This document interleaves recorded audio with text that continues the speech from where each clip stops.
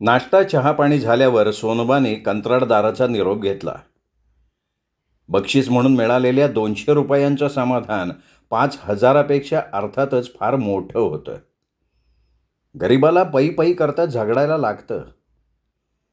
6ची गाडी गेली असणार असा मनाशी अंदाज बांधून तो बाजारपेठेकडे वळला. गंगेला पातळ आणि पोरांना कपडे घेण्याचा त्याने निर्णय घेतलेला होता. तयार कपड्यांच्या एका मोठ्या दुकानात त्यांनी बक्षिसाची सगळी रक्कम खर्च करून टाकली. नंतर चहाच्या टपरीवर गरमागरम चहा घेतला आणि बिडी फुकत आस्ते आस्ते स्टँडकडे आला. बरोबर 7:45 वाजता करंजावणे मुक्काम गाडी फलाटाला लागली. फारशी गर्दी नव्हती. तो गाडीत जाऊन बसल्यानंतर त्याला आणखी एक धक्का बसला.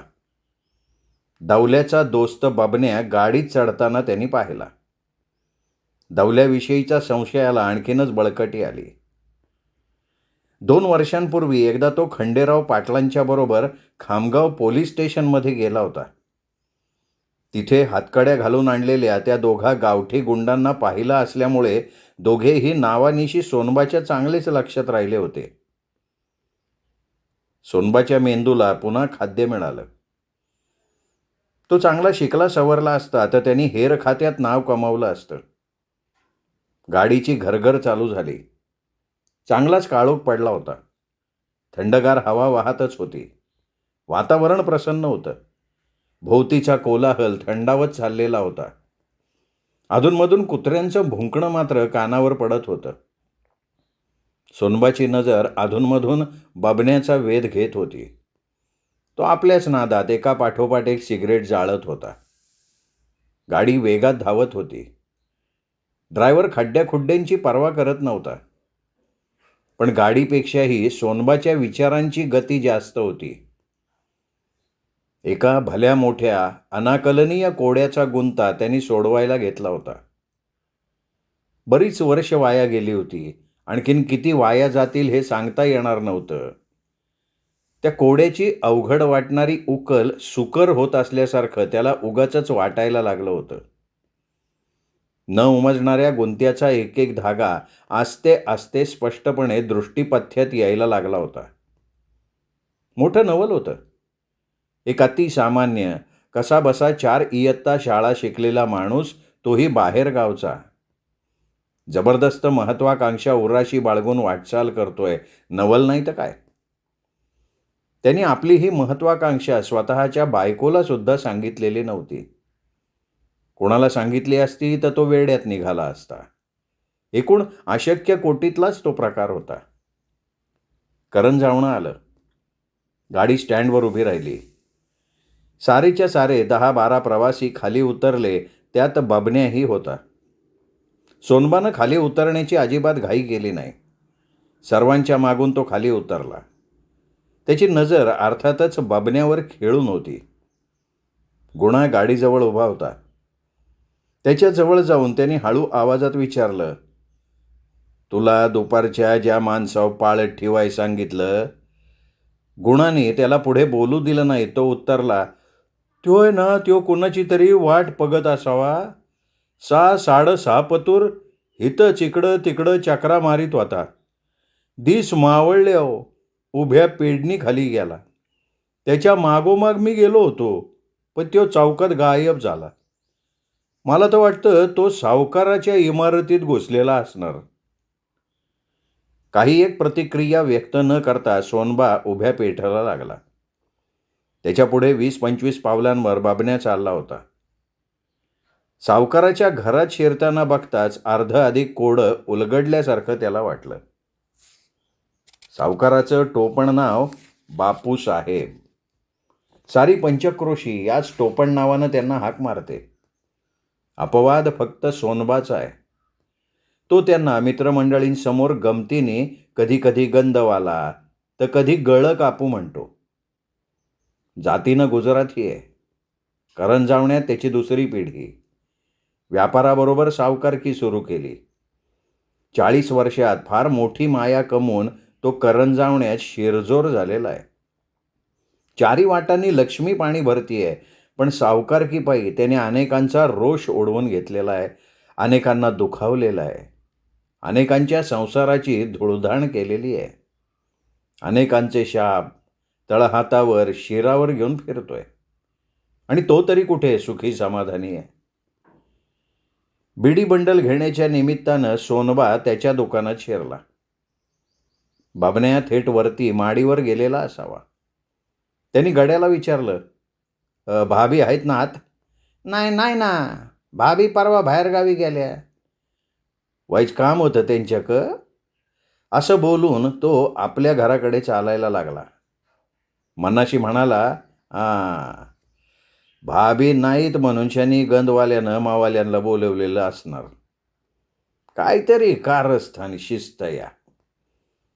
कोणाचा तरी काटा काढायचं ठरवलेलं असावं. पाळत ठेवाय पाहिजे. काहीतरी धागा गावला ना मग गंगी त्याची वाट बघत उंबऱ्यात ठाण मांडून बसली होती. खरेदी केलेली कापडं तिच्या हवाली करत तो म्हणाला, "मी जरा सरपंचाकडे जाऊन येतो." "अहो जेवून शनी गेला असता तर." "नाही ग, अवघ्या 10 मिनिटात परत येतोय मी." "एवढं अर्जंट काम आहे होय?" "अर्जंट आहे म्हणून तर जाय पाहिजे ना. तू ताट भरून ठेव, आलोच." सरपंच पानाचा विडा चघळत बैठकीच्या खोलीत लोडाला टेकून आराम करत बसले होते. त्यांच्या समोर जाताच त्यांनी कमरेचा कसा सोडला. नोटांचं बंडल त्यांच्या पुढ्यात ठेवून तो अदबीने उभा राहिला. सरपंचांनी आनंदाने त्याच्याकडे बघितलं आणि मग तोंडावाटे चकार शब्द न उच्चारता त्या बंडलातल्या 50च्या 4 नोटा त्याच्या हातात ठेवल्या. सोनबा खुश झाला, पण त्याची भूक वाढली होती. तो म्हणाला, "आणखीन 100-200 दिले असते तर बरं झालं असतं." "एवढे कशाला पाहिजे?" "पोरसनी कापडं घ्यायची, बापूसाहेबांची उधारी द्यायची." आणखीन 3 नोटा देत सरपंच म्हणाले, "पण कुणाजवळ तोंड उघडायचं नाही. तुम्ही बिनधोक राहा. काय लागलं सवरलं तर तुम्हाकून मागून घेईन. पर आपलं इमान कोणाला ऐकणार नाही आपण." "बरं, कंत्राटदाराचे 1 रुपये. 2 दिवसांनी त्यांनी तुम्हाला भेटाय बोलवलंय. कंत्राटाच्या कमाईशी काहीतरी बोलायचंय असं म्हणले ते." हातातल्या नोटा खिशात ठेवून तो सरपंचाच्या घराबाहेर पडला. बरीच कमाई झाल्यामुळे त्याचा पाय जमिनीवर ठरत नव्हता. हवेत चालल्यासारखं वाटत होतं.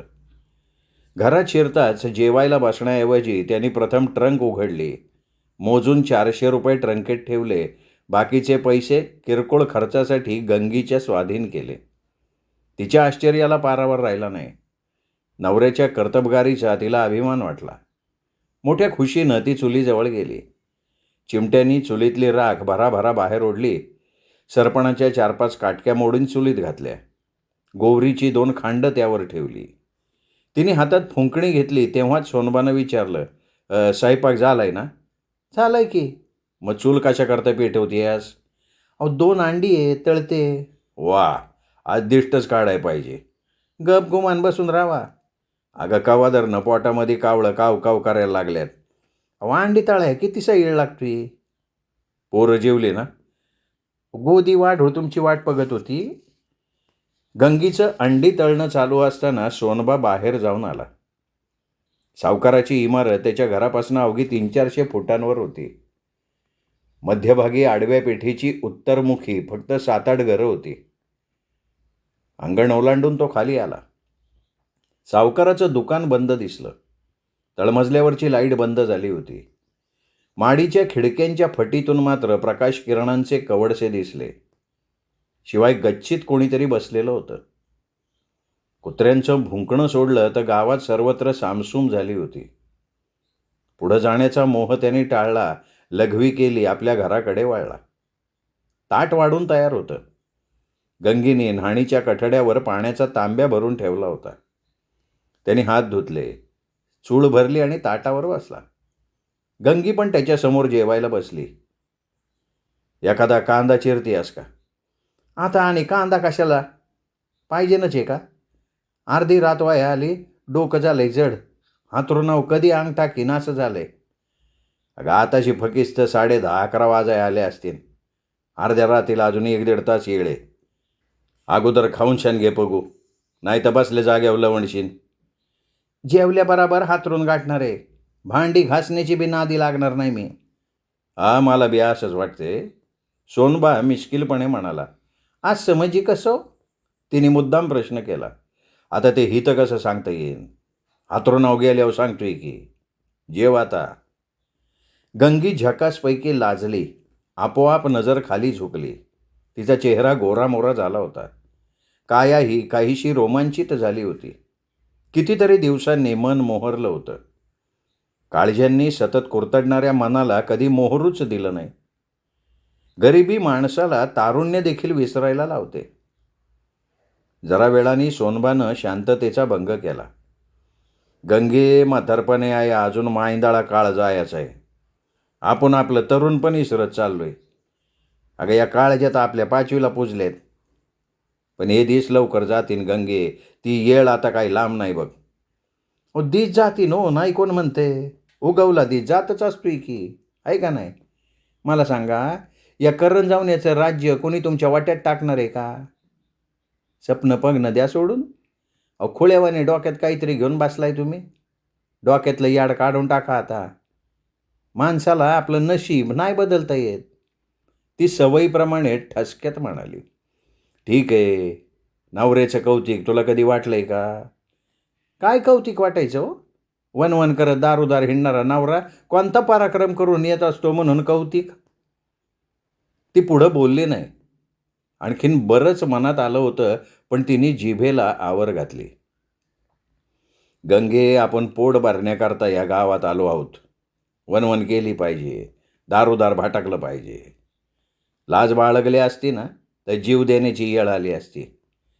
आज्या पंज्यांनी दंदौलत मागं ठेवली असती तर वनवन करण्याची गरज भासली असती का? अगं, काय पण जवळ नसताना, कशाचा बी आधार नसताना तुम्हाला कधी उपाशी ठेवलंय का सांग बरं? सोनबा काहीसा नाराज झाला होता, पण त्याने आपल्या मनाची शांतता ढळू दिली नाही.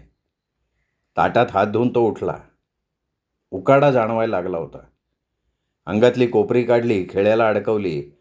बाहेर अंगणात येताच थंडगार हवेची झुळूक त्याला पुलकित करून गेली. बायकोचं डिवचणं मनावेगळं करण्यासाठी तो मनात म्हणाला, तिला काय कळते? तिच्या विचाराची ओढी चुलीपत्तूर. माझ्या मनामध्ये जे चाललंय ते तिला काय माहीत? आपलंच चुकतं. तिच्या मोर स्वप्न रंगवीत राहण्यात काय अर्थच नाही. तिचा नाही विश्वास बसत. दावून दिल्याबिगर नाहीच बसणार त्यो. बघत राहा. अंगणातून तो पुन्हा 4-6 पावलं पुढं गेला. लघवीला बसताना सावकाराच्या इमारतीकडे डोकावलं. गच्चीतला माणूस गच्चीतच होता. आतली लाईट बंद झालेली नव्हती. खलबत चालूच होतं. सोनबाला जास्त वेळ बसून राहता आलं नाही. घराकडे यावंच लागलं. तोपर्यंत गंगीने घमेल्यात खरकटी भांडी भरून ठेवली होती. अंथरूण घातलं होतं. सोनबा अंथरुणावर जाऊन पडला. तिने म्हादा गोधाला अंथरुणावर टाकलं. मिश्रीचा तोबरा भरला होता म्हणून न्हाणीत जाऊन चूळ भरली. दाराला कडी घातली. मग तिने नवऱ्याजवळ अंग टाकलं. सोनबाने डोळे मिटून घेतले होते. तिने त्याच्याकडे तोंड फिरवलं. लाडीक स्वरात म्हणाली, राग आला वय? अगं, मला कधी बी राग येतच नाही. जवळ एवढं पैसा असताना तुम्हाकरता कापडान पायतान का नाही आणलं हो तुम्ही? तिने विषयांतर केलं. पुढच्या वेळेला आणेन. पावसाळा नजीक आलाय. वरचं सापार उस्तरायचंय. बरी आठवण केली. दुपारी शाका भाऊजी येऊन गेलं. काय म्हणला? ते मोठ्या लिंबाच्या झाडाविषयी म्हणत होते. ऐकायचं का ते? आपल्याला लागत नसन तर काय हरकत नाही ना. हरकत नाही, पण तो वाटी वाजतारा काय देणार आपल्याला? 1000-1500 देत असन तर घेऊ, नाही तर आपण पाडून कापून आणू. नाही ते पाका काय दे, या वराचं मला काय कळत नाही. तुझं डोकं जड झालतं ना? काय कारण? आता आणखीन फाटं फोडू नका. आणि ती लाईट राहू दे की, अंधार कायमचाच आहे आपल्या आयुष्यात.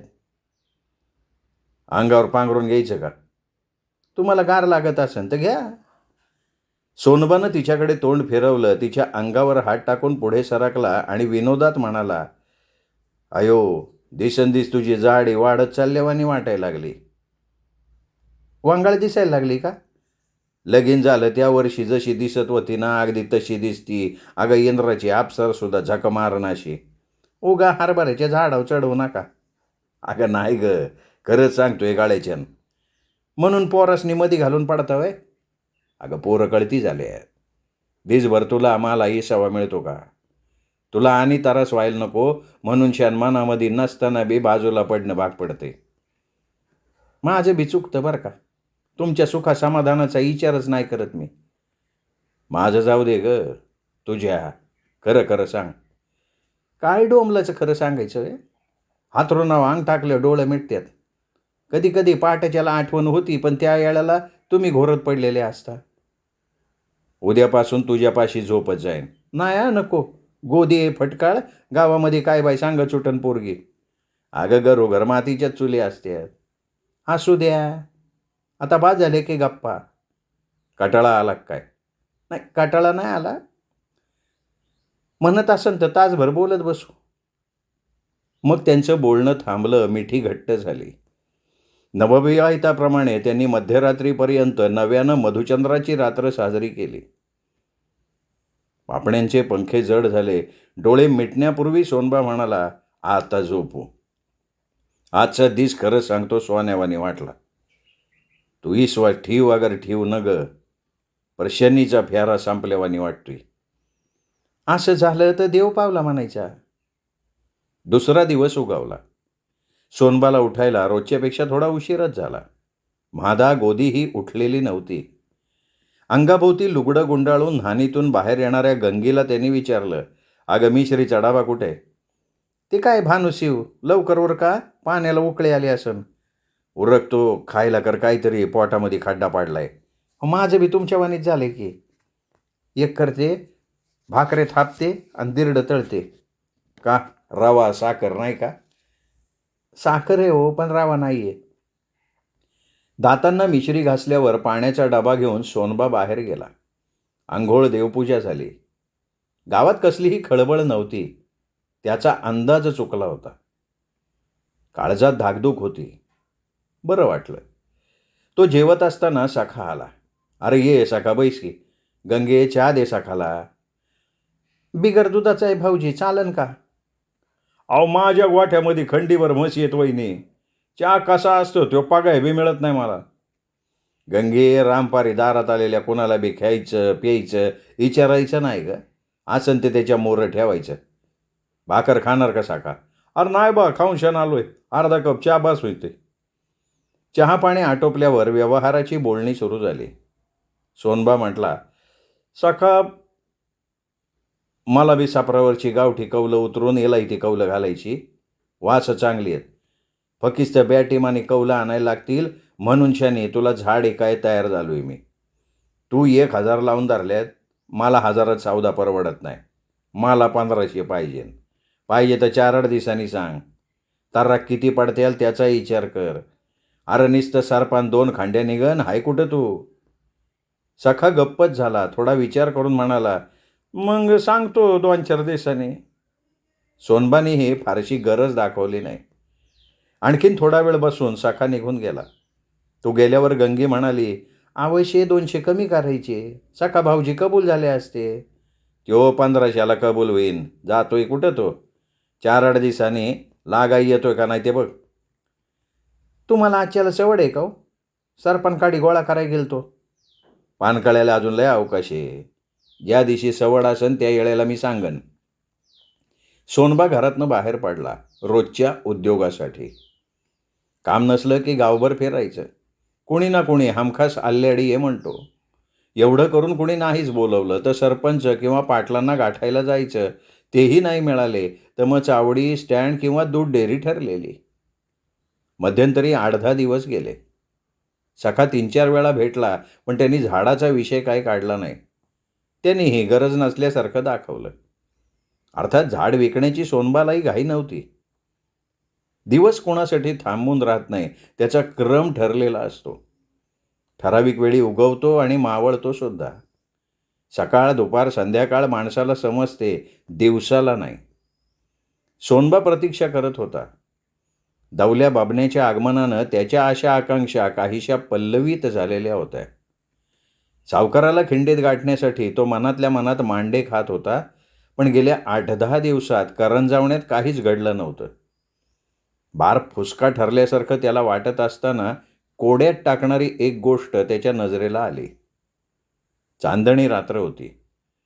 सोनबा गंगीच्या अंगावर हात टाकून निद्राधीन झालेला असताना मध्यरात्रीच्या सुमाराला म्हादा 2-3 वेळा झोपेत काहीतरी बरळला. सोनबाची झोप मोड झाली. कूस बदलताना त्याला लघवीला लागल्याची जाणीव झाली. उठावंसं वाटत नव्हतं, पण इलाज नव्हता. लाईट लावण्याचा प्रयासही त्यांनी घेतला नाही. दाराची कडी काढून तो बाहेर आला. घराच्या कोपऱ्याजवळ जाऊन तो बसला. सहजगत्या नजर समोर गेली. चांदण्यात एक बाई अंगाभोवती शाल गुंडाळून लालू गवळ्याच्या घराकडे जाताना पाठमोरी दिसली. अतिशय आश्चर्य वाटलं. चालीवरून ती माधवी भाभी असावी असा त्यांनी तर्क केला. आयो, एवढ्या मध्यान रात्रीला भाभी कोणाकडे चालली असावी? लालू भाऊ कत नसन, त्यो म्हशीच्या गोठ्यामध्ये झोपाय असतो. त्याच्याबरोबर भाभीचं काय लफडं? पटत नाही मनाला. भाभी पण आणि लालू भाऊ पण त्यातले नाहीच आहेत. 15 वर्षापासून बघतोय की. दोघं बी गंगेवानी निर्मळ दिसतात. पण मग भाभी अशा अवेळी तिकडं का गेली असन? काय सांगता येत नाही बा. दिसतं तसं नसतं म्हणते ते काय खोटे आहे का? खाली मुंडी आणि पाताळ दुंडी. काहीतरी इप्सित असल्या बिगर भाभी अशी एकली गपचीप जायचीच नाही. नाहीतरी दिसाच्या सारख्या तिच्या चक्रा असतातच की. कितीतरी वेळ सोनबा उलट सुलट विचार करत होता. कोणत्याही निर्णयापर्यंत तो येऊ शकला नाही. झोपेचं मात्र अक्षरशः खोबरं झालं होतं. कैक वेळा कुशी बदलल्या, अंगावर पांघरूण घेतलं, पण डोळ्यांची किवाडं लवकर मिटली नाहीत. दुसऱ्या दिवशी त्याची आणि भाभीची गाठ स्टँडवर पडली. तो मुद्दाम तिच्याजवळ गेला. चौकशी करण्यासाठी म्हणाला, काय भाभी, कोणत्या यात्रेला निघालाय? यात्रा? आणि एवढ्यात? हारी हारी करत फिरायला अजून बरीच वर्ष जायची सोनबा. मी निघाली बडोद्याला. बहिणीच्या मुलीचं लग्न आलंय 4 दिवसावर. आणि मग बापूसाहेब नाहीत बरोबर ते? पैसे अडक्यात जीव गुंतलेल्या माणसाला वेळ मिळतोय का सांग की. 2 दिवसांनी मोहन येणार आहे. कांता आठवड्यापूर्वी पुण्याहून परस्पर गेली. परत कधी येणार आहेसा? काय लागते ना 8-15 दिवस. का रे? नाही, कुणी विचारलं तर आपलं ठावं असावं म्हणून विचारलं. मला वाटलं तुझं काहीतरी काम आहे काय माझ्याकडं. काम?